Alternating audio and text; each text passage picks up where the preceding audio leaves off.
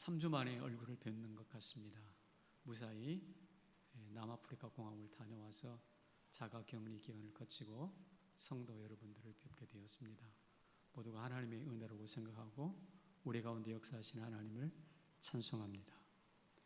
우리는 신천지와 코로나19라는 불청객들을 만나가지고 치열한 전쟁을 치르고 있습니다. 참 어이없고 안타까운 일이기도 하죠. 인간이 보이지 않는 바이러스 이렇게 무력한가? 참 놀랍기까지 하죠. 신천지의 나라가 어떻게 이렇게 통째로 흔들릴 수가 있지? 정부 대응은 이 위기 상황에 왜 이렇게 효력이 없는 걸까? 참담한 심정이 아닐 수 없죠. 교회의 예배를 자제 요청하고 그렇지 않으면 마치 매국적인 종교인 것처럼 그렇게 몰아가는 언론에 대해서도 좀 마음이 편치 않은 구석이 있어요.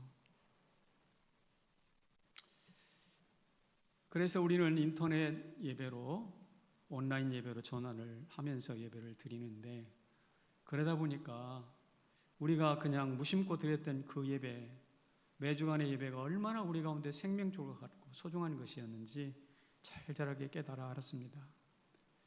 다행히 급박한 상황에서도 우리는 성경과 웨스트민스터 신앙고백에 근거해서 목사로서 성도를 질병으로부터 보호하고 시민사회의 일원으로서 책임을 다하기 위해서 온라인 예배로 이제 전환하지 않았습니까?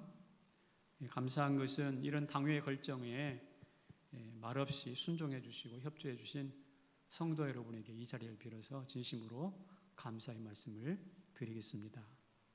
다만 바라는 것은 이 사망의 음침한 골짜기를 건너며 교회는 더 교회다워지고 성도는 더 성도다워지는 기회가 되기를 축복합니다. 저는 이 비상사태를 지나가면서 많은 생각을 하게 되었어요. 앞서 말씀드린 것처럼 신천지가 어떻게 이 거대한 조직으로 자라나게 됐을까? 촛불 들고 이게 나라냐라고 꾸짖었던 대한민국은 정말 나아진 걸까? 세월호와 국정농단으로 대통령을 탄핵해서 감옥에 집어넣었던 정치권들은 정말 잘하고 있는 것일까? 마스크 하나 제대로 대응하지 못하는 나라가 심각한 총포탄의 전쟁은 잘 꾸려갈 수 있을까? 마음이 참 복잡합니다. 그래서 어느 한 서민이 시장에서 장사하는 서민이 그랬다잖아요. 참 거지 같다고, 대통령 앞에서. 저는 이번에 알았습니다. 국가가 해줄 수 있는 것이 그리 많지 않다는 거. 인간이 우리가 생각하는 것보다 훨씬 더 무력하다는 거. 말 많은 저 언론도 사실 대책을 세울 수는 없다는 거. 그렇다면 여기 있는 저와 여러분은 교회로서, 성도로서 제 역할을 감당했습니까? 그렇지 않아요. 세습, 불투명한 재정, 가짜 학위, 분쟁하는 당회, 썰물처럼 빠져나가 버린 청년 세대들, 쌓여가는 부채, 주일학교가 시들고 신앙의 주축인 세대는 노쇠에서 흰머리가 벌써 머리에 내려앉고 있는 이 현실, 정말 한치 앞에 안 보이는 상황이죠. 총체적 난국이라고 말할 수 있는데 과연 우리는 이런 상황에 어찌해야 할까요? 어떻게 해야 할까요? 피할 수 없는 과제입니다. 질문입니다. 그래서 성도 여러분과 함께 성경에서 그 해답을 좀 찾고자 합니다. 핵심은 이거예요. 엘리야가 입었던 그 겉옷이 무엇인지 다시 한번 좀 주목해 보자는 거예요. 오늘 읽었던 본문 배경은 우상이 가장 성행한 아합 왕 때의 일 아닙니까? 아합 왕은 그 구약사를 공부해 보면 우상이 강력했던 만큼 사실 북이스라엘의 전성기라고 말할 수 있는 때가 아합 왕 때예요. 경제적으로 강력했습니다. 솔로몬 이후에 최대의 강성대국을 이룬 때가 바로 그때입니다. 요즘 우리로 말한다면 국민소득 3만 불을 이루고 어깨가 막 뒤로 넘어갈 만큼 당당해져 있는 우리의 모습, 심지어 120억을 쾌척할 만큼 돈을 축적해 놓은 이단 신천지가 성행하는 오늘과 너무나 닮았어요. 우상과 돈이 결탁을 해서 여호와 신앙을 강력하게 압박해 오는 그런 때가 바로 아합의 때요 오늘이라는 것입니다. 그런 상황에서 하나님은 어떻게 대응하셨을까요? 당신의 비밀 병기를 일으키십니다. 그게 바로 엘리야예요. 저는 오늘 한국교회 모든 성도들, 이 자리에 앉아있는 성도들, 그리고 집에서 예배를 드리는 성남체육회 성도들이 하나님이 쓰시는 비밀 병기가 되시기를 주님의 이름으로 축복합니다. 하나님은 엘리야를 세워서 필마 단기, 홀로 싸우는 싸움 같았지만 강력한 영성을 가지고 세상에 맞서게 하십니다. 그런데 그런 장면들 중에 우리의 눈이 특별히 머무는 장면이 있어요. 그게 바로 무엇인가 하면 엘리야가 엘리사에게 겉옷을 넘겨주는 장면입니다. 성경은 이렇게 말합니다. 겉옷을 그의 위에 던졌더라. 대체 겉옷이 무엇이길래, 무슨 의미가 있길래 벗어 던져주고 그것을 받아 입는 걸까요? 생각해보면 겉옷에는 세 가지의 중요한 의미가 담겨 있습니다. 첫째는 뭐냐면 변혁의 능력이 담겨 있어요. 변혁의 능력이에요. 영적 권위와 하나님의 능력을 대변하는 통로가 되는 것이죠. 엘리야는 기근과 싸울 때 그 옷을 입었어요. 죽은 아이를 살려낼 때도 그 옷을 입었어요. 갈멜살 제단에서 비를 내릴 때도 그 옷을 입었어요. 쏟아지는 소낙비 속에서 왕의 마차 앞을 달려갈 때 달려가면서 비가 내린다 소리치며 뛰어갈 때에도 그 옷을 입었어요. 아합이 숫자로 돈으로 권력과 칼로 밀어붙일 때 오로지 호를 단신 그 겉옷 하나로 맞선 것입니다. 그런데 이제 그 겉옷을 엘리사에게 벗어 던집니다. 이제 내가 입으라는 거예요. 이 옷 입고 너도 변화의 주인공으로 서라는 거예요. 영적 싸움의 한복판에 서서 치유와 응답의 주인공으로 서주라는 거예요.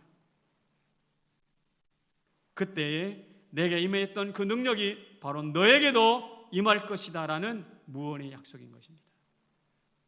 사랑하는 성도 여러분, 우리가 엘리야가 엘리사에게 건네주었던 그 겉옷을 우리도 재발견할 수 있기를 소망합니다. 그 옷 입고 변화와 혁신의 자리에 서서 이 비상한 시국을 극복하고 다스려가는 영적 주인공들이 되시기를 주님의 이름으로 축원합니다. 사실 굉장히 가슴 뛰는 장면 아닙니까?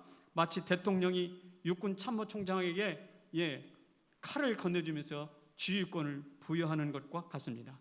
오늘 저는 기대합니다. 살아계신 우리 주 예수 그리스도께서 한국에 오늘 우리 교회에 있는 수많은 성도들에게 당신의 지휘권, 지휘도를 칼을 쥐어주면서 이제 내 차례다 라고 말씀하는 순간이 되기를 소망합니다.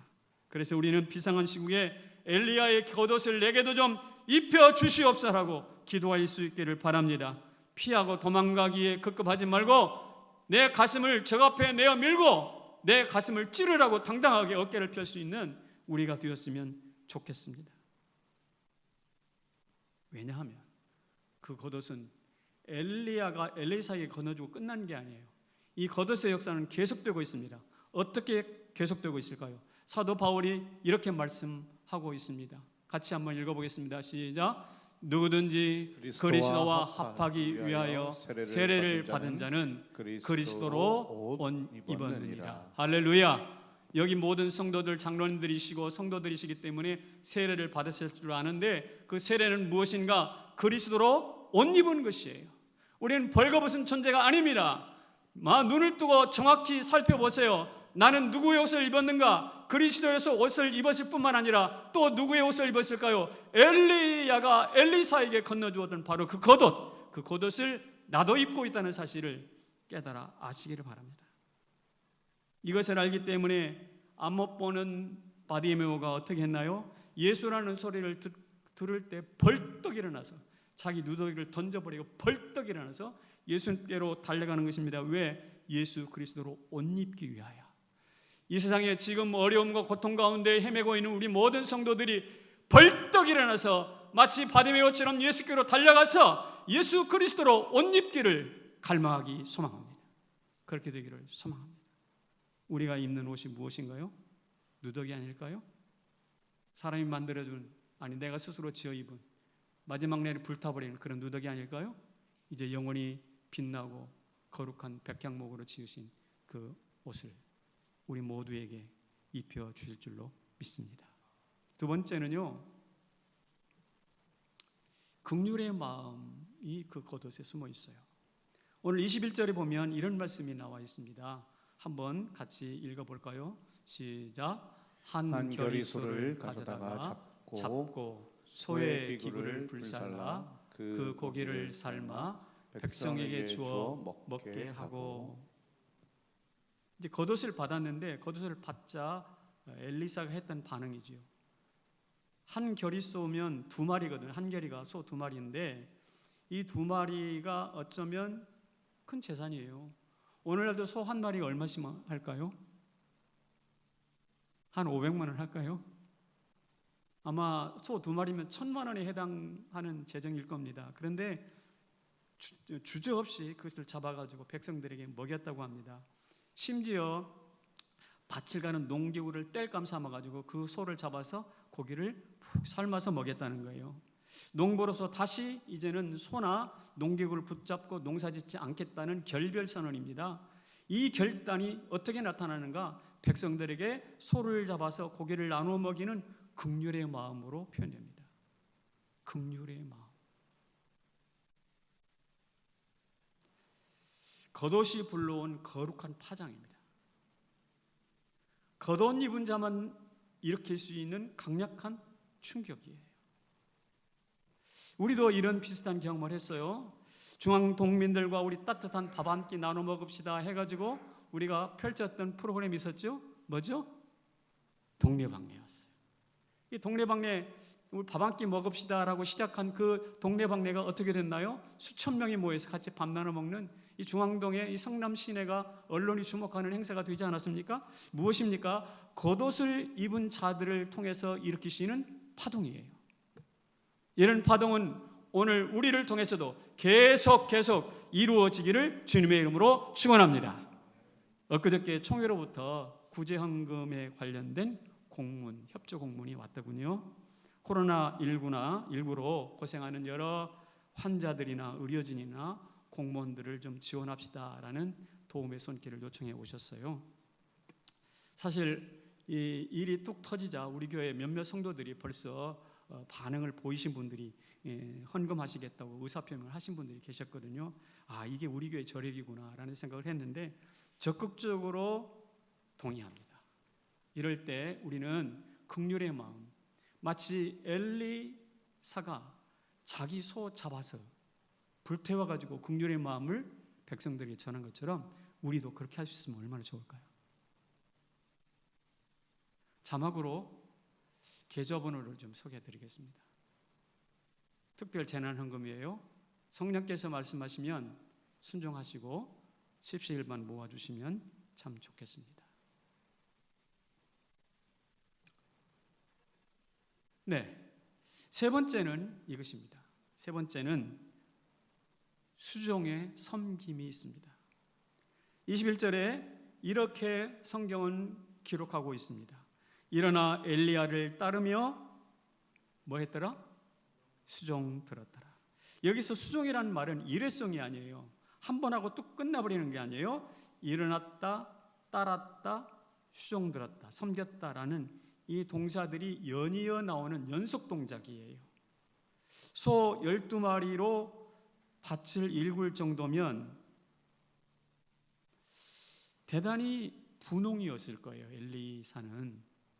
엘리사는 대단히 분홍이었을 것이 분명합니다. 그런데 그 엘리사가 엘리야를 수종드는, 요사이로 말하면 비서, 요사이로 말하면 하인, 옛날로 말하면 하인의 자리로 내려가는 것입니다. 이게 오늘 본문의 장면이거든요.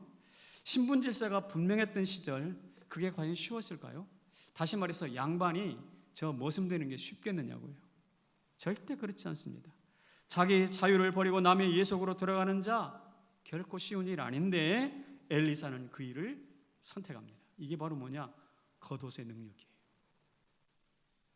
열왕기하 2장으로 눈을 옮겨보면 엘리야가 길갈에서 베델로, 베델에서 여리고로, 여리고에서 요단으로 자꾸 자리를 옮겨갑니다. 그러면서 하는 말이, 뒤따라오는 엘리사에게 너는 여기 머물러 있어, 나 따라오지 말고 넌 여기 머물러 있어, 이렇게 자꾸 권면하거든요. 이게 무슨 이야기일까요? 불러낸 엘리사를 시험하는 걸까요? 넌 따라오지 마, 자꾸 떼어놓으려고 하는 것이죠. 넌 여기 있어, 넌 여기 있어. 엘리사 입장에서 아니 부를 때는 뭐고 부를 때는 언제고 이 나를 떼어놓으려고 하는 것은 무슨 뜻입니까? 대체 뭐 하시는 겁니까? 납득이 안 가는 상황이에요. 그럼에도 불구하고 중요한 것은 엘리사가 그 수종을 포기하지 않았다는 거예요. 끝까지 따라갑니다. 그래서 열왕기하 2장 2절에 엘리사가 이런 말을 해요. 여호와께서 살아계심과 당신의 영혼이 살아있음을 두고 맹세하노니 내가 당신을 어떻게 해요?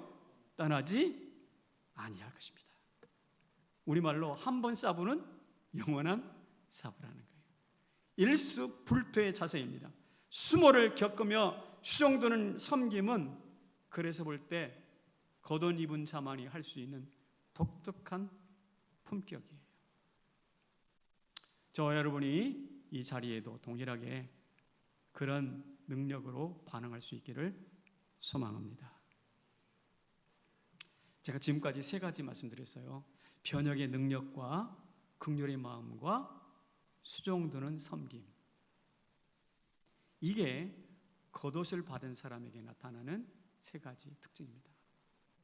자, 그러면 이 3가지, 겉옷을 받아서 이 3가지 특징을 가슴에 아는 엘리사의 진짜 속내는 뭘까? 이것을 겉옷을 받은 엘리사에게는 겉옷 받은 다음에 어떻게 했을까? 궁금하잖아요? 2가지를 말씀드릴게요.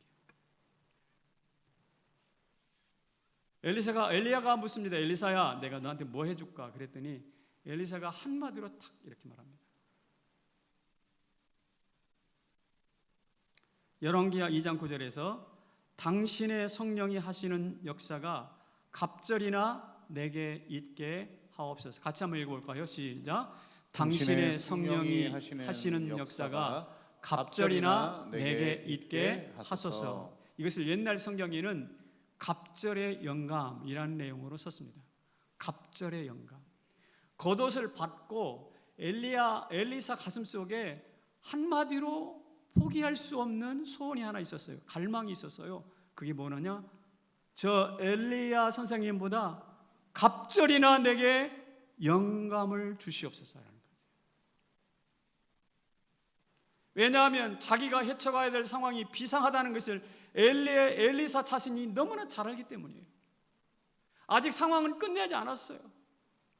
엘리야가 고생했던, 싸웠던 그 영적 전쟁은 끝나지 않았어요. 그래서 그 겉옷을 받아 입는 엘리사는 그 상황을 더 강력하게 대처하기 위해서 필요한 거 무엇이냐? 자기의 능력이 아니라 갑절의 영감입니다. 여러분, 우리가 지금까지 살아온 상황보다 더 어려운 것이 이 비상 상황 아닙니까? 이 코로나 사태 아닙니까? 이 신천지 사태 아닙니까? 이 사태가 위중하다면 우리는 무엇을 구해야 될까요? 엘리사처럼 갑절의 영감을 주시옵소서. 이게 우리의 기도가 되기를 소망합니다. 간절함이에요, 간절함.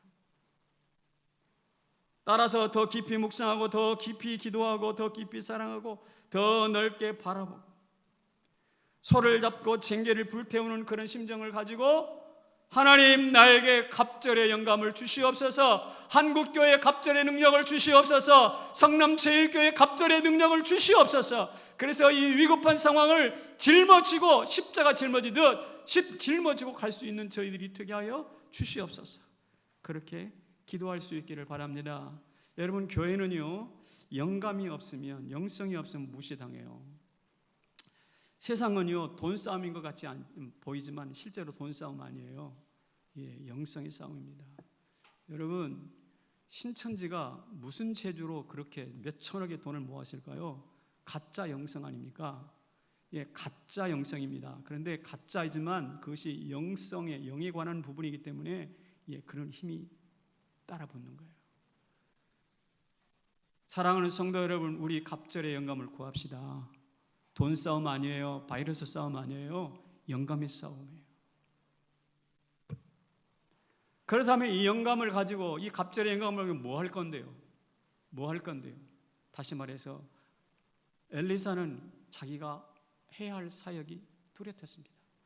그것을 아주 명확하게 보여주는 성경 구절이 하나 있어요. 열왕기하 2장 14절에 같이 읽어봅시다. 시작. 그의 겉옷을 가지고 물을 치며 이르되 엘리야의 하나님 여호와는 어디 계시니까 하고 그도 물을 치매 물이 이리저리 갈라지고 엘리사가 건너니라.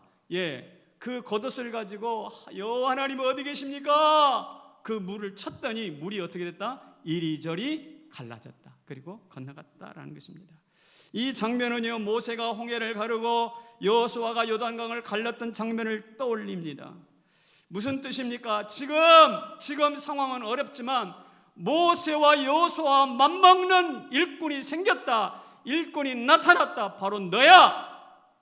겉옷을 입은 바로 너야 라는 메시지거든요. 이 사실을 본 많은 사람들이 엘리사에게 엎드려 예를 갖춥니다. 그리고 엘리사를 대머리라고 놀렸던 42명의 어린아이들은요, 암콤에게 사로잡혀서 찢김을 당합니다. 엄청난 일이 벌어지죠. 그리하여 엘리사의 리더십이 갑절의 영감이 임하였다는 사실을 입증이 되고 리더십이 견고해져요. 여러분, 저는 이렇게 생각합니다. 한국교회와 우리 교회가 갑절의 영감을 제대로 받을 수 있다면 이 위급한 상황으로 인해서 오히려 교회의 영적 지도력은 더 든든해지리라고 믿습니다. 예, 교회를 향하여서 이처치 어쩌치 저쩌니라고 이야기했던 사람들이 입을 다물게 될 거예요. 마치 엘리사를 대머리라고 놀렸던 아이들이 암콤에게 제압당하는 것처럼. 할렐루야.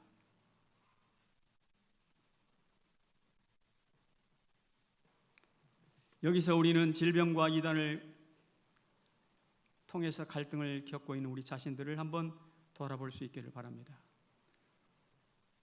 나는 정말 겉옷을 입은 사람인지, 입었다면 비처럼 드러나고 소금처럼 녹아지고 있는지, 만약 엘리야처럼 변화의 능력과 긍휼의 마음과 수종의 성금을 경험하지 않았다면 우리는 정치와 언론에 조롱당하고 신천지에 무시당하고 심지어 아이들에게도 조롱받을지도 모릅니다. 그래서 여러분에게 묻습니다. 여러분은 겉옷을 입으셨나요? 만약에 소를 잡아 다른 사람을 먹인 적이 없다면, 농기구를 불태워 다른 사람의 등을 따뜻하게 한 적이 없다면, 내 옷을 찢고 그리스도의 옷으로 갈아입은 적이 없다면, 옷으로 물을 차서 장애를 극복해 본 적이 없다면 우리는 아마도 겉옷과 거리가 먼 사람일지도 모르겠어요. 다시 구합니다. 갑절의 영감을 주시옵소서. 겉옷을 통해 갑절의 영감을 주시옵소서. 그 겉옷을 통해 우리 앞에 있는 이 질병의 강을 쳐서 건너가게 하여 주시옵소서. 우리의 복음은 그만큼 능력이 있어요. 제가 최근에 읽은 책 중에 총보다 강한 실이라는 책이 있습니다. 제라드 다이아몬드라는 사람이 총균세라는 책을 써서 공전이 히트를 치지 않았습니까? 예, 총을 가진 자, 균을 가진 자, 쇠를 가진 자가 역사를 주도했다, 뭐 이런 이야기죠. 그런데 총보다 강한 실이라는 책을 쓴 이 클레아라는 사람은 총보다 더 강한 것이 뭐다? 균이나 쇠도 아니고요, 실이다는 거예요. 실. 이 실이라는 것은 툭 끊으면 얼마든지 끊어질 수 있는 연약한 거잖아요. 근데 실을 모으고 짜고 하면 천이 되잖아요. 그래서 이 천을 가지고 뭘 만들었는가? 고대 이집트에서는 미라를 만들었어요. 천으로 사람 시신을 싸고 해가지고 미라를 만들었어요.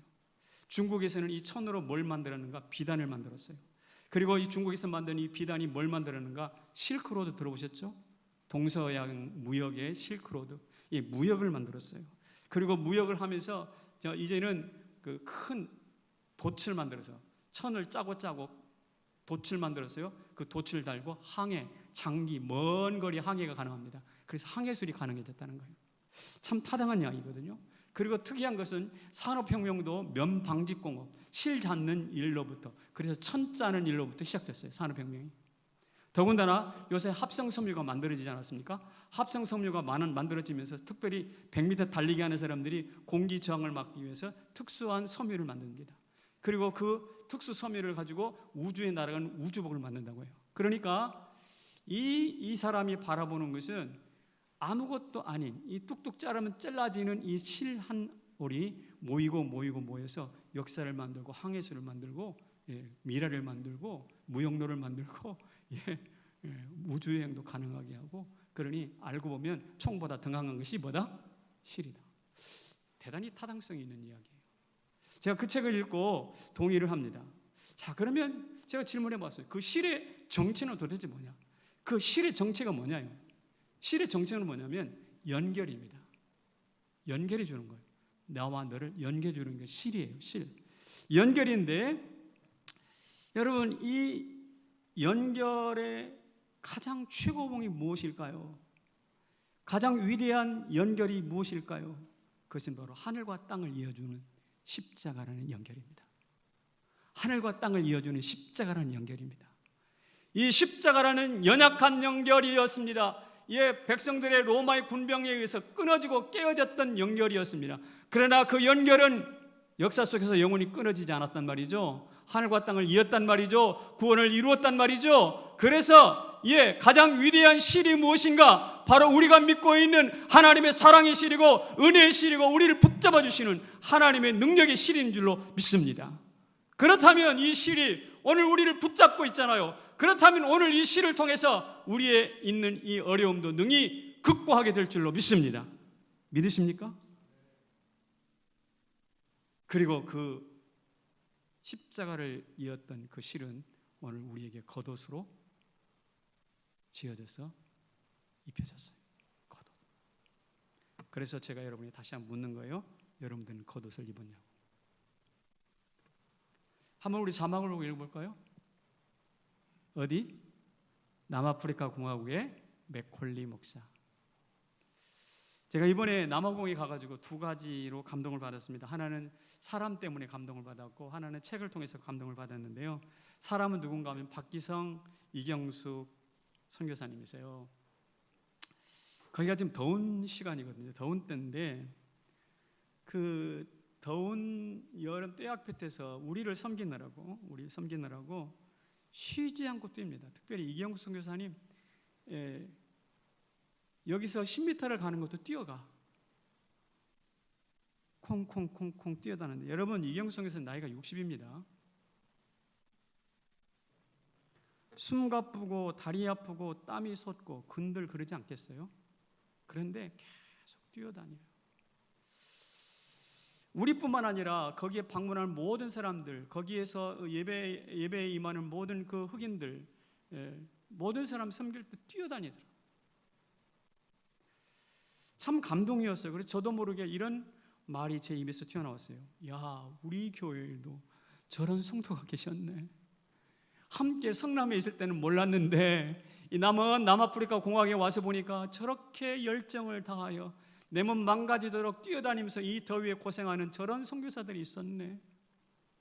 빵을 만들고 먼 땅까지 와서 신학생들 섬기고 예배를 섬기는 그 하나님 나라를 확장하기 위해서 불철주야 뛰어다니는 그 선교사 내외를 보면서 내가 너무 가슴이 뭉클했어요. 눈물이 핑 돌았어요.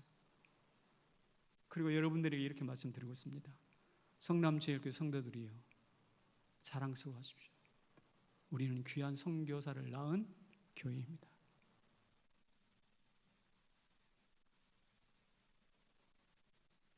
또 하나는 필립 얀시가 쓴 기도라는 책인데, 제가 비행기에서 그 책을 펼쳤습니다. 가면서 좀 읽어야 되겠다 그랬는데, 제가 특별히 관심 있는 챕터가 있어서 그 책을 딱 펼쳤는데 예기치 않은 남아공 이야기가 나온 거예요.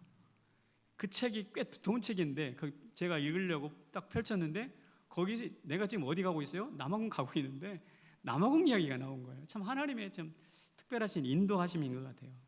근데 그 이야기 중에 남아프리카 공화국은 칼빈주의, 우리가 믿는 신앙과 똑같은 칼빈주의를 신앙하는 화란 사람들이 와서 지배했던 땅입니다. 그런데 거기는 참 안 좋은 역사가 있어요. 아주 인종차별을 심하게 했거든.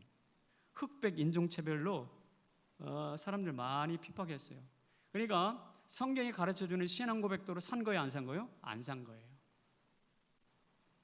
케이프타운 앞에 가니까 넬슨 만델라가 27년 동안 갇혀 있었던 감옥섬, 감옥 전체가, 섬 전체가 감옥이야. 섬 감옥섬이 그 앞에 둥 떠 있더라고요. 그것을 바라보면서 저들이 신앙 고백도로 살지 못했구나라는 것을 증명하고 있는 것 같았습니다. 그런데 그 책에 소개하는 한 목사가 있어요. 그 상황을, 이 잘못된 상황을 뒤집어 엎은 목사가 있어요. 그게 바로 레이 맥콜리라는 사람입니다. 그는 한때 아놀드 슈왈체네거라는 사람 있죠? 뭐 이렇게 터미네이터에 나왔던 뭐 덩치 좋은 근육질의 남자. 이 사람과 함께 미스터 뭐죠? 이거 육체미 하는 거 있잖아요. 뭐라고 그래 그거 보고? 바디빌딩. 바디빌딩, 감사합니다. 이 바디빌딩을 견줄 만큼 아놀드 슈왈체네거, 그냥 당당한 체력과 이미지를 가지고 있는데 이분이 목사가 됐어요. 그런데 흑백의 갈등으로 수많은 어려움이 있잖아요. 수만 명의 흑인 시위대가 모여 있어요. 그리고 그것을 진압하기 위해서 백인 탱크 부대 군인들이 와서 탁 진을 치고 있어요. 이제 일촉즉발입니다. 다다다 총을 쐈다면 벌써 사람들이 죽어나가게 돼 있단 말이죠. 그 위험천만한 때에 맥콜리 목사가 누구에게 찾아갔을까요? 시위대? 아니요. 탱크 부대 앞으로 찾아갑니다. 탱크 부대는 아시는 바와 같이 한 20대의 창창한 젊은이들로 구성된 군인들일 거 아닙니까? 그들에게 찾아갔습니다. 그들을 좀 불러 모았어요. 그들의 눈에도 장차 눈앞에 펼쳐질 상황 때문에 긴장하는 빛이 역력했어요. 그들에게 찾아가면서 내가 무슨 말을 해야 할까 참 고민을 많이 했어요. 그런데 사람들을, 병사들을 모아놓고 그가 맨 처음 열었던 말이 뭐냐면, 함께 기도합시다. 함께 기도합시다. 그랬더니 이 사람들도 칼빈주의 신앙을 가진 사람들이잖아요. 그러니까 철모를 다 벗고 눈을 감고 기도가 시작됩니다. 바로 전투가 시작될 만한 그런 상황에서 그때 이 맥컬리 목사는 정말 사활을 걸고 기도합니다. 눈물 콧물을 쏟아 부으면서 기도합니다. 주여, 이 핍박의 땅, 이 분리가 있는 이 땅에서, 신앙 고백도로 살지 못한 이 땅에서, 주여, 이 시위대들과 진압대가 함께 대치하는 이 상황에서 하나님 십자가에서 보여주셨던 그 사랑의 평화가 무엇인지 오늘 이 자리에서 좀 보여주시옵소서. 이 자리에서 보여주시옵소서. 그렇지 않으면 총을 쏘아야 하고, 그렇지 않으면 탱크를 밀어붙여야 되고, 그렇지 않으면 그 탱크 밑에 사람이 죽습니다. 사활을 거는 기도를 했어요. 그날 그 기도 때문인지 그날 아무런 일도 벌어지지 않았습니다. 여러분, 기도는 능력이 있는 거예요. 그리고 세월이 좀 흘렀습니다. 남아공에 가면 흑인들 중에 줄루족이라는 큰 부족이 있나 봐요. 이 줄루족이 어떤 일을 하냐면 이 백인 정부하고 흑인 치위대들 사이에서 중간에 서가지고 어떻게 하느냐, 뇌물을 받고 열이 붙었다 저리 붙었다 굉장히 정치적으로 앞날을 좀 흐리게 만드는 그런 일을 했던가 봐요. 평화를 위해서는 이 사람들의 협조가 절대적으로 필요했거든요. 그래서 이 레이 맥컬리 목사님이 기도 많이 한 후에 추장을 찾아갑니다. 줄루족 추장. 줄루족 추장을 만나 찾아갔더니 거의 정말 왕에 해당하는 만큼 막 금빛 나는 옷을 입고 다 용상에 앉아있듯이 딱 앉아있는 거예요. 저쪽에서 맥컬리 목사가 들어옵니다. 반갑습니다. 물론 찾아가면서 내가 무슨 말부터 해야 될까 참 걱정을 많이 했겠죠. 무슨 말을 해야 이 추장이 설득을 당할까. 근데 이렇게 말했다고 합니다. 추장님, 당신은 이 부족의 강력한 왕이십니다. 지도력이 탁월하신 분 맞습니다. 그런데 왕이시지만 그러나 만왕의 왕이신 하나님 앞에 무릎을 꿇어야 합니다. 오늘 저와 함께 만왕의 왕이신 하나님 앞에 한번 기도해 주시겠습니까? 역시 기도를 요청한 거죠. 잠시 머뭇거리던 그 추장이 의자에서 내려와서 무릎을 꿇습니다. 바로 그 순간 하나님 앞에 또 눈물 어린 기도를 드립니다. 하나님, 우리에게 이 추장님을 통해서 이 땅에 평화가 오게 하여 주옵소서. 이 추장님의 결정이 이 남아프리카 공화국의 미래를 결정합니다. 하나님, 우리의 분리가 아닌 연합을 위해서 십자가에 죽으신 예수 그리스도, 주여 그 능력이 오늘 이 자리에 임하셔서 우리 아프리카에 평화를 주옵소서. 눈물 어린 기도를 했어요. 그랬더니 이 추장이 그 기도를 다 마치고 끝난 후에 전사들을 불러서 이제부터 평화다, 전쟁을 금지한다.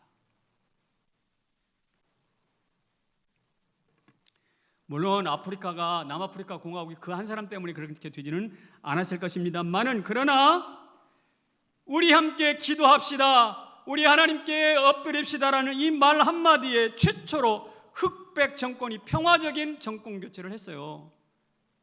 총한방 쏘지 않고 진실화해위원회가 만들어졌어요. 하나님은 겉옷입은 맥컬리를 쓰셨습니다.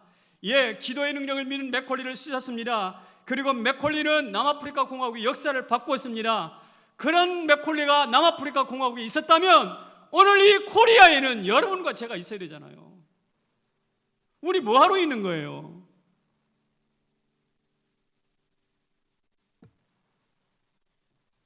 우리 레이 맥컬리처럼 쓰임받기를 소망합니다. 한국교회가 그렇게 쓰임받기를 소망합니다. 우리 같이 자막을 한번 읽어볼까요? 시작. 어둠이 지칠수록 별은 더 빛난다. 빛납니다. 1900년도에 중국에서 의화단 사건이 났습니다. 그러니까 서양 선교사들 막 핍박하는 분위기에서 무려 75명의 선교사와 자녀들이 죽임당했어요. 1900년도 중국 이야기입니다. 그리고 40여 년이 흘러서 1945년도에 또 중국의 선교사들을 추방하기 시작합니다. 그때 OMF, 그러니까 중국 내지 선교회라고 말할 수 있는데, OMF 선교사가 무려 900명이 쫓겨납니다. 그로부터 한 50년 흘른 지금입니다. 60년 흘른 지금입니다. 어떤가요? 시진핑은 또 많은 선교사들을 내어쫓았어요. 그런데 여러분 지금 살펴보세요. 역설적으로 가장 큰 규모의 부흥이 바로 쫓아냈던 중국에서 일어났습니다. 여러분 이 사실을 믿으시나요? 1억 명이 넘는 그리스도인들이 중국에 있습니다. 이렇게 된 이유가 무엇일까요? 사람이 아닌 하나님이 일하시기 때문에 그렇습니다. 총과 돈으로, 총칼과 돈으로 사람은 막을 수 있고 쫓아낼 수 있을지 몰라도 하나님은 막아낼 수가 없어요. 질병과 이단으로 어둠이 상고라는 이때 우리 하나님의 일하심을 철저히 신뢰하는 저와 여러분이 되기를 주의 이름으로 축원합니다. 제가 볼 때 이 코로나19도 하나님이 사용하시는 도구예요. 이것이 왜 중국에서 일어났습니까? 시진핑의 무신론 독재에 구멍을 내는 작업이라고 나는 생각합니다. 뭐 시진핑이 거의 왕이라고 시황제라고 이렇게 이야기를 한다잖아요. 막 부풀려진 에드발론처럼 엄청나게 확대되어 있어요. 거기에 간단합니다. 그 땅에 떨어뜨리는 것은 구멍 하나 빵 뚫으면 되는 건데요. 예, 이번에 이 코로나19로 시진핑의 리더십에 상처가 갔잖아요. 무엇입니까? 주저앉히는 거예요. 무신론 독재를 주저앉히는 거예요. 하나님의 섭리예요. 또 있습니다. 우리 한국 사회에 저변에서 압력했던 신천지 이단, 역사를 보니까 지난 30몇 년 됐대잖아요. 예? 36년인가 38년이 됐다고 그러는데 우리도 모르는 사례에 뭐 설마 그 정도 됐겠어? 했는데 이번에야말로 이 코로나를 통해서 신천지의 정체가 백일하게 드러났잖아요. 누가 경찰이 수사한다고 드러나겠어요? 경찰이 수사한다고 여러분이 가서 판다고 드러나겠어요? 아니요. 예, 이 사태를 통해서 아주 악을 확 뒤집어 버렸어 하나님이. 할렐루야. 하나님은 옛날에도 그렇게 하셨어요. 박태선 전도관 어디인지 모르겠어요. 휴거를 기다리던 이장님 다미선교회 기억나십니까? 예, 어디 있는지 모르겠어요. 통일교 문선명 죽은 지가 8년 됐던가 그렇죠? 지금 어떻게 됐는지 모르겠어요. 자취를 감췄어요. 왜 이들이 물러갑니까? 진리가 아니니까요. 하나님이 진리와 비진리를 가리시는 풍구라고 하죠. 하나님의 풍구는 세차게 돌아가고 있습니다. 알곡과 쭉정이를 분리하는 하나님의 심판은 지금도 시행되고 있습니다. 따라서 신천지 사태로 교훈을 얻어야 돼요. 진리가 아니면 기웃거리지 말자. 진리가 아니면 눈길도 하나 주지 말자. 인간 사슬의 허망함을 깨닫자. 아는 척 많이 가진 척 하지 말고 고개 들지 말고 오직 살아계신 하나님 앞에 엎드려서 그분의 겉옷을 입자. 불법과 탐욕으로 세상이 아무리 어두워졌다 하더라도 변혁의 능력과 긍휼의 마음과 수종의 섬김으로 겉옷을 입는다면 바로 우리를 통해서 레이 맥콜리처럼 우리를 통해서도 위대한 역사가 일어날 줄로 믿습니다.